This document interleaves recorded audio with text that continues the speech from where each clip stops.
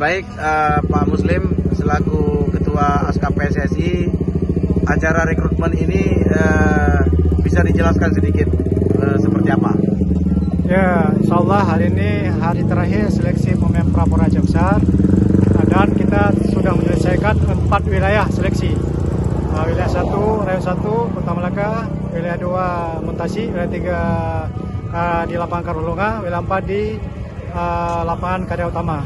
Dan hari ini insya Allah telah terseleksi sekitar 40 pemain dan dalam 2 hari ini kita umumkan di media cetak, dan insya Allah minggu depan kita akan menyeleksi lagi dari 40 menjadi 25 pemain. Apakah ada intervensi untuk meloloskan pemain? Sebenarnya intervensi banyak. Insya Allah kita tidak menerima. Antara kenapa kita Komemon Poraja Besar itu betul-betul menjadi tim Poraja Besar berkualitas dan kuat dan bisa lolos Pora di PD 2022. Baik, terima kasih Pak Muslim. Ya.